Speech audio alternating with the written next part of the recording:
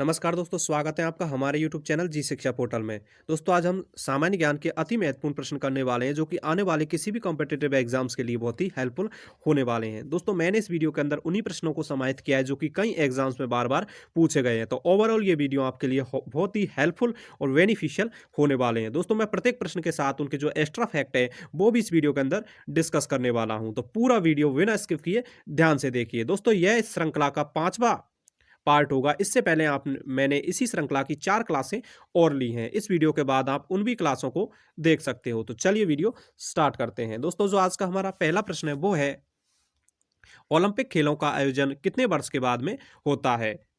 तो इसका जो राइट आंसर होगा दोस्तों, वो होगा 4 वर्ष। दोस्तों, प्रत्येक 4 वर्ष के बाद में और ओलंपिक खेलों का आयोजन किया जाता है। वहीं अगर दोस्तों हम ओलंपिक खेलों की बात करें, तो पहला ग्रीष्मकालीन ओलंपिक और 1800 और 96 में एथेंस नामक जो देश है, जो एथेंस है, जो ग्रीक देश की राजधानी है, उसके अंदर खेला गया था। तो चलिए बढ़ते हैं अगले प्रश्न की ओर। दोस्तों, जो आज का हमारा अगला प्रश्न है वो है, सन 2016 में ओलंपिक खेल कहाँ हुए? तो इसका जो राइट आंसर होगा दोस्तों, वो होगा रियो डी जेनरो। दोस्तों, जो ब्राजील का रियो डी जेनरो शहर है, उसके अंदर 2016 के ओलंपिक का आयोजन किया गया था। वहीं अगर दोस्तों हम 2020 के ओलंपिक की बात करें, तो उनका आयोजन टोक्यो, जापान के अंदर किया गया था। तो चलिए बढ़ते हैं अगले प्रश्न की ओर। दोस्तों, जो आज का हमारा अगला प्रश्न है वो है, अंतर्राष्ट्रीय मानव अधिकार दिवस कब मनाया जाता है? तो इसका जो राइट आंसर होगा दोस्तों, वो होगा 10 दिसंबर। दोस्तों, प्रत्येक वर्ष 10 दिसंबर को हम अंतर्राष्ट्रीय मानव अधिकार के दिवस के रूप में मनाते हैं। भाई अगर दोस्तों हम मानव अधिकार दिवस की मनाने की शुरुआत की बात करें, तो इसकी शुरुआत सन 1948 के अंदर संयुक्त राष्ट्र संघ के अंदर मानव अधिकार घोषणा पत्र लाया गया था। इसी के उपलक्ष्य में प्रत्येक वर्ष 10 दिसंबर को हम अंतर्राष्ट्रीय मानव अधिकार दिवस के रूप में मनाते हैं। तो चलिए बढ़ते हैं अगले प्रश्न की ओर। दोस्तों, जो आज का हमारा अगला प्रश्न है वो है, शिवाजी की मृत्यु कब हुई थी? तो इसका जो राइट आंसर होगा दोस्तों, वो होगा 12 अप्रैल 1680। दोस्तों, 12 अप्रैल 1680 को प्रसिद्ध मराठा वीर शिवाजी की मृत्यु हुई थी। वहीं अगर दोस्तों हम शिवाजी की बात करें, तो जो गोरिल्ला मार जो युद्ध प्रणाली है, उनकी शुरुआत और शिवाजी के द्वारा की गई थी। तो चलिए बढ़ते हैं अगले प्रश्न की ओर। दोस्तों, जो आज का हमारा अगला प्रश्न है वो है, वास्को डी गामा भारत कब आया? यानी कि दोस्तों इस प्रश्न के अंदर पूछा गया है कि जो पुर्तगाल का प्रसिद्ध समुद्री यात्री वास्को डी गामा था, वो भारत के अंदर कब पहुंचा था? तो इसका जो राइट आंसर होगा दोस्तों, वो होगा 1498 में। दोस्तों, 1498 में और प्रसिद्ध वास्को डी गामा समुद्री यात्री द्वारा भारत से और यूरोप के बीच का जो समुद्री मार्ग था, उसकी खोज की गई थी। तो चलिए बढ़ते हैं अगले प्रश्न की ओर। दोस्तों, जो आज का हमारा अगला प्रश्न है वो है, विश्व का सबसे लंबा रेल मार्ग कौन सा है? तो इसका जो राइट आंसर होगा दोस्तों, वो होगा ट्रांस साइबेरियन रूट। यानी कि दोस्तों जो ट्रांस साइबेरियन रेल मार्ग है, वो विश्व का सबसे बड़ा रेल मार्ग है। भाई अगर दोस्तों हम ट्रांस साइबेरियन की बात करें, तो ये रूस देश के अंदर हमें देखने को मिलता है, जो कि सेंट पीटर्सबर्ग नामक शहर से और व्लादिवोस्टॉक नामक शहर तक जाता है। तो चलिए बढ़ते हैं अगले प्रश्न की ओर। दोस्तों, जो आज का हमारा अगला प्रश्न है वो है, विश्व युद्ध कब लड़ा गया है? तो इसका जो राइट आंसर होगा दोस्तों, वो होगा सन 1914 से और 1918। दोस्तों, सन 1914 से और 1918 के बीच और जो प्रथम विश्व युद्ध है वो लड़ा गया था। यह युद्ध प्रमुख रूप से मित्र राष्ट्र और धुरी राष्ट्रों के बीच हुआ था। तो चलिए बढ़ते हैं अगले प्रश्न की ओर। दोस्तों, जो आज का हमारा अगला प्रश्न है वो है, भारतीय मरुस्थल को क्या कहते हैं? तो इसका जो राइट आंसर होगा दोस्तों, वो होगा थार। दोस्तों, जो भारतीय मरुस्थल है, हम थार के मरुस्थल के नाम से जानते हैं। अगर दोस्तों हम थार मरुस्थल की बात करें, तो ये प्रमुख रूप से भारत और पाकिस्तान में फैला हुआ है, जिसका अधिकतर जो भाग है वो भारत के अंदर आता है। तो चलिए बढ़ते हैं अगले प्रश्न की ओर। दोस्तों, जो आज का हमारा अगला प्रश्न है वो है, भारत का राष्ट्रीय पुष्प क्या है? तो इसका जो राइट आंसर होगा दोस्तों, वो होगा कमल। दोस्तों, जो कमल का फूल होता है वो भारत का राष्ट्रीय पुष्प है। तो चलिए बढ़ते हैं अगले प्रश्न की ओर। दोस्तों, जो आज का हमारा अगला प्रश्न वो है, शिक्षक दिवस कब मनाया जाता है? अर्थात दोस्तों इस प्रश्न के अंदर पूछा गया है कि जो राष्ट्रीय शिक्षक दिवस है वो कब मनाया जाता है। तो इसका जो राइट आंसर होने वाला है दोस्तों, वो है 5 सितंबर। दोस्तों, प्रतिवर्ष 5 सितंबर को हम राष्ट्रीय शिक्षक दिवस के रूप में मनाते हैं। वहीं अगर दोस्तों इस दिन की बात करें, तो इस दिन और जो डॉक्टर सर्वपल्ली राधाकृष्णन थे, जो कि भारत के एक महान शिक्षाविद थे, उनका जन्म हुआ था। इसी की स्मृति में प्रत्येक वर्ष और 5 सितंबर को हम और राष्ट्रीय शिक्षक दिवस के रूप में मनाते हैं। तो चलिए बढ़ते हैं अगले प्रश्न की ओर। दोस्तों अगले प्रश्न से बढ़ने से पहले आप सभी से रिक्वेस्ट है कि अगर आपको मेरे द्वारा बताए गए प्रश्न और हेल्पफुल लग रहे हैं और आपको समझ में आ रहे हैं तो प्लीज़ हमारे वीडियो को लाइक करें, शेयर करें और हमारे यूट्यूब चैनल जी शिक्षा पोर्टल को सब्सक्राइब करें। दोस्तों हम विश्वास दिलाते हैं कि आने वाले समय में आपको इस चैनल पर इसी प्रकार के वीडियो को देखने को मिलेंगे। तो प्लीज़ हमें सपोर्ट करें और जी शिक्षा पोर्टल को सब्सक्राइब करें। तो दोस्तों चलिए बढ़ते हैं अगले प्रश्न की ओर। दोस्तों जो आज का हमारा अगला प्रश्न है वो है, जापान पर परमाणु बम कब गिराया गया था? तो इसका जो राइट आंसर होगा दोस्तों वो होगा 1945। दोस्तों 1945 में और संयुक्त राष्ट्र संघ द्वारा जापान के दो प्रसिद्ध शहर हिरोशिमा और नागासाकी पर और परमाणु हमला किया गया था। वहीं अगर दोस्तों हिरोशिमा की बात करें तो इस पर 6 अगस्त 1945 को और नागासाकी शहर पर 9 अगस्त 1945 को और परमाणु बम गिराए गए थे, जिनका नाम क्रमशः लिटिल बॉय और फैट बॉय था। तो चलिए बढ़ते हैं अगले प्रश्न की ओर। दोस्तों जो आज का हमारा अगला प्रश्न है वो है, गॉडविन आइंस्टीन एक क्या है? तो इसका जो राइट आंसर होगा दोस्तों वो होगा शिखर। दोस्तों जो गॉडविन आइंस्टीन है वो एक शिखर है जो कि भारतीय भूभाग का सबसे बड़ा शिखर है। वहीं अगर दोस्तों हम गॉडविन आइंस्टीन की बात करें तो इसकी जो ऊंचाई है दोस्तों वो जो इसे केटू के नाम से भी जानते हैं, जो कि इसकी जो ऊंचाई है वो है 8611 मीटर, यानी कि 8611 मीटर और ऊंची ये पर्वत शिखर है जो कि पीओके यानी कि जो पाक ऑक्युपाइड कश्मीर है उसके अंदर ये स्थित है। तो चलिए बढ़ते हैं अगले प्रश्न की ओर। दोस्तों जो आज का हमारा अगला प्रश्न है वो है, दादा साहब फाल्के पुरस्कार सर्वप्रथम किसे मिला? अर्थात दोस्तों ये जो फिल्म और अभिनय के क्षेत्र का जो प्रसिद्ध पुरस्कार है दादा साहब फाल्के वो सर्वप्रथम किसको दिया गया था? तो इसका जो राइट आंसर होगा दोस्तों वो होगा श्रीमती देविका रानी। दोस्तों श्रीमती देविका रानी को सर्वप्रथम दादा साहब फाल्के पुरस्कार प्रदान किया गया। तो चलिए बढ़ते हैं अगले प्रश्न की ओर। दोस्तों जो आज का हमारा अगला प्रश्न है वो है, राष्ट्र कवि किन्हें कहा जाता है? तो इसका जो राइट आंसर होगा दोस्तों वो होगा रामधारी सिंह दिनकर। दोस्तों जो रामधारी सिंह दिनकर है उन्हें राष्ट्र कवि के नाम से जाना जाता है, जिन्होंने अनेक प्रसिद्ध और जो रचनाएं हैं वो लिखी थी। जो मधुशाला। तो चलिए बढ़ते हैं अगले प्रश्न की ओर। दोस्तों जो आज का अगर हम रामधारी सिंह दिनकर की बात करें तो जो कामायनी है वो इनकी एक प्रसिद्ध रचना है। तो चलिए बढ़ते हैं अगले प्रश्न की ओर। दोस्तों जो आज का हमारा अगला प्रश्न है वो है, लौह पुरुष के नाम से कौन जाने जाते हैं? तो इसका जो राइट आंसर होगा दोस्तों वो होगा सरदार वल्लभ भाई पटेल। दोस्तों सरदार वल्लभ भाई पटेल को हम भारत का लौह पुरुष कहते हैं। इनको ये उपाधि इसलिए दी गई थी क्योंकि इन्होंने भारत के एकीकरण में जो सबसे प्रमुख भूमिका है वो निभाई थी और हाल ही में इनकी मूर्ति केवड़िया गुजरात के अंदर 182 मीटर की लगाई गई है। तो चलिए बढ़ते हैं अगले प्रश्न की ओर। दोस्तों जो आज का हमारा अगला प्रश्न है वो है, जीरो की खोज किसने की थी?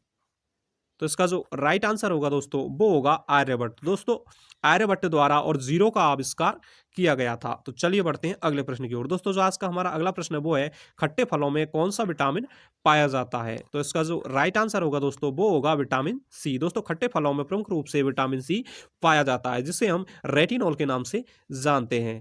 तो चलिए बढ़ते हैं अगले प्रश्न की ओर। दोस्तों जो आज का हमारा अगला प्रश्न है वो है, ध्वनि की तीव्रता मापने वाला यंत्र क्या कहलाता है?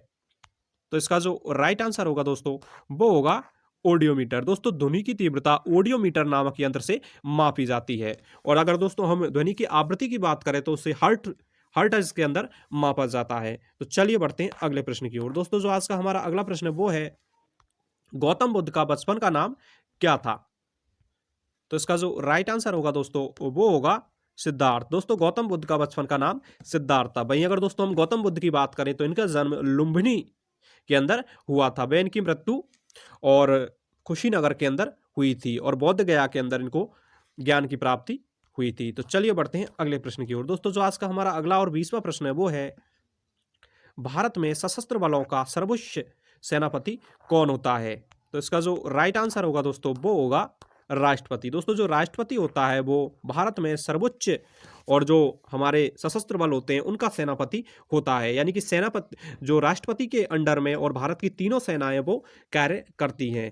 तो चलिए बढ़ते हैं अगले प्रश्न की ओर। दोस्तों जो आज का हमारा अगला प्रश्न है वो है, रतौंधी किस विटामिन की कमी से होता है? अर्थात दोस्तों इस प्रश्न के अंदर पूछा गया है कि जो रतौंधी नामक रोग है वो किस विटामिन की कमी से होता है? तो इसका जो राइट आंसर होगा दोस्तों वो होगा विटामिन ए। दोस्तों विटामिन ए की कमी से और रतौंधी रोग होता है।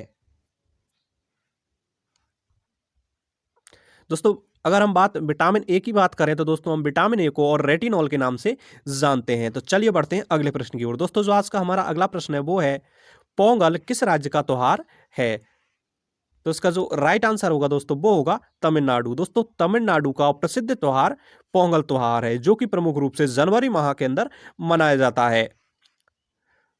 तो चलिए बढ़ते हैं अगले प्रश्न की ओर। दोस्तों जो आज का हमारा अगला प्रश्न है वो है मैग्सेसे पुरस्कार से सम्मानित होने वाले प्रथम भारतीय कौन थे? अर्थात दोस्तों एशिया के नोबेल पुरस्कार के नाम से जाने जाने वाला जो रमन मैग्सेसे पुरस्कार है वो सर्वप्रथम किस भारतीय को दिया गया था? तो इसका जो राइट आंसर होगा दोस्तों वो होगा आचार्य विनोबा भावे। दोस्तों जो आचार्य विनोबा भावे थे जिन्होंने भूदान आंदोलन की शुरुआत की थी, उन्हें सर्वप्रथम और रमन मैग्सेसे पुरस्कार दिया गया था। वहीं दोस्तों अगर हाल ही की बात करें तो ये रमन मैग्सेसे पुरस्कार 2019 के अंदर और रवीश कुमार को दिया गया है। तो चलिए बढ़ते हैं अगले प्रश्न की ओर। दोस्तों जो आज का हमारा अगला प्रश्न है वो है रविंद्रनाथ टैगोर को साहित्य के क्षेत्र में किस वर्ष नोबेल पुरस्कार दिया गया?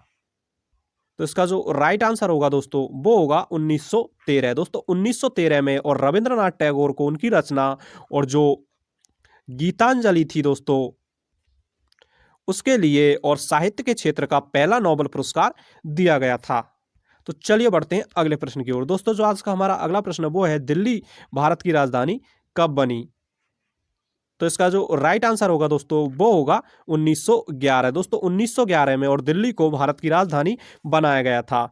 और अगर इसकी जो घोषणा की बात करें तो दिल्ली दरबार का आयोजन 1911 के अंदर किया गया था वहां पर, और कलकत्ता से और दिल्ली को भारत की राजधानी बनाया गया था, जो कि 1912 के अंदर और पूर्ण रूप से दिल्ली को भारत की राजधानी बना दिया गया था। तो चलिए बढ़ते हैं अगले प्रश्न की ओर। दोस्तों आज का हमारा अगला प्रश्न वो है पृथ्वी का विषुवत व्यास कितना है?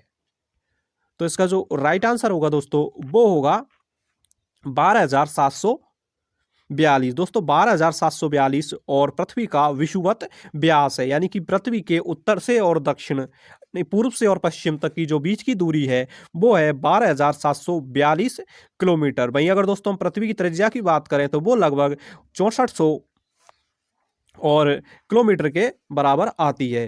तो चलिए बढ़ते हैं अगले प्रश्न की ओर। दोस्तों जो आज का हमारा अगला प्रश्न वो है सबसे चमकीला ग्रह कौन सा है? तो इसका जो राइट आंसर होगा दोस्तों वो होगा शुक्र। दोस्तों जो शुक्र ग्रह है वो सबसे चमकीला ग्रह है, जिसे हम इवनिंग स्टार और मॉर्निंग स्टार के नाम से भी जानते हैं, जो कि पृथ्वी के जुड़वा बहन के नाम से भी जाना जाता है। तो चलिए बढ़ते हैं अगले प्रश्न की ओर। दोस्तों जो आज का हमारा अगला प्रश्न है वो है ब्रह्म समाज की स्थापना किसके द्वारा की गई? तो इसका जो राइट आंसर होगा दोस्तों वो होगा राजा राम मोहन राय। दोस्तों राजा राम मोहन राय द्वारा और ब्रह्म समाज की स्थापना की गई थी 1929 के अंदर। वहीं अगर दोस्तों हम राजा राममोहन की राय की बात करें तो इन्हें भारत में पुनर्जागरण के पिता के रूप में भी जाना जाता है, और इनके द्वारा और भारत में सती प्रथा पर रोक लगाई गई थी। तो चलिए बढ़ते हैं अगले प्रश्न की ओर। दोस्तों जो आज का हमारा अगला प्रश्न है वो है इंसुलिन का प्रयोग किस बीमारी के उपचार में होता है? तो इसका जो राइट आंसर होगा दोस्तों वो होगा मधुमेह। दोस्तों जो मधुमेह रोग होता है उसके नियंत्रण में और इंसुलिन नामक जो हार्मोन है जो कि हमारी अमाशय की और बीटा कोशिकाओं द्वारा उत्सर्जित किया जाता है, उसके उपचार में जो मधुमेह के उपचार में और इस हार्मोन का प्रयोग किया जाता है। तो चलिए बढ़ते हैं अगले प्रश्न की ओर। दोस्तों जो आज का हमारा अगला और तीसरा प्रश्न है वो है बिहू किस राज्य का प्रसिद्ध त्योहार है? तो इसका जो राइट आंसर होगा दोस्तों वो होगा असम। दोस्तों असम राज्य का जो प्रसिद्ध त्योहार है वो बिहू त्योहार है। तो चलिए बढ़ते हैं अगले प्रश्न की ओर। दोस्तों जो आज का हमारा अगला प्रश्न है वो है स्वामी दयानंद सरस्वती का मूल नाम क्या था? तो इसका जो राइट आंसर होगा दोस्तों वो होगा मूल शंकर। दोस्तों स्वामी दयानंद सरस्वती का मूल नाम मूल शंकर था, और दयानंद सरस्वती द्वारा ही दोस्तों 1875 के अंदर जो आर्य समाज है आर्य और जो समाज है उसकी भी स्थापना की गई थी। तो चलिए बढ़ते हैं अगले प्रश्न की ओर। दोस्तों जो आज का हमारा अगला प्रश्न है वो है वेदों की ओर लौटो का नारा किसने दिया? तो इसका जो राइट आंसर होगा दोस्तों वो होगा दयानंद सरस्वती। दोस्तों स्वामी दयानंद सरस्वती द्वारा और वेदों की ओर लौटो ये नारा दिया गया था। इसका प्रमुख उद्देश्य और भारतीय दर्शन को समझाना और लोगों के बीच में लाना था। तो चलिए बढ़ते हैं अगले प्रश्न की ओर। दोस्तों जो आज का हमारा अगला प्रश्न है वो है भारत का राष्ट्रीय पशु कौन सा है? तो इसका जो राइट आंसर होगा दोस्तों वो होगा बाघ। दोस्तों जो बाघ है वो भारत का राष्ट्रीय पशु है। तो चलिए बढ़ते हैं अगले प्रश्न की ओर। दोस्तों जो आज का हमारा अगला प्रश्न है वो है सीवी रमन को किस वर्ष नोबेल पुरस्कार दिया गया? तो इसका जो राइट आंसर होगा दोस्तों वो होगा 1930। दोस्तों 1930 में और रमन इफेक्ट की खोज के लिए और सीवी रमन को हम जो भौतिकी का नोबेल पुरस्कार है वो प्रदान किया गया था। तो चलिए बढ़ते हैं अगले प्रश्न की ओर। दोस्तों जो आज का हमारा अगला प्रश्न है वो है दिल्ली में स्थित लाल बहादुर शास्त्री की समाधि का क्या नाम है? तो इसका जो राइट आंसर होगा दोस्तों वो होगा विजय घाट। दोस्तों दिल्ली के अंदर लाल बहादुर शास्त्री की समाधि को हम विजय घाट के नाम से जानते हैं। तो चलिए बढ़ते हैं अगले प्रश्न की ओर। दोस्तों जो आज का हमारा अगला प्रश्न है वो है महाभारत के रचयिता कौन है?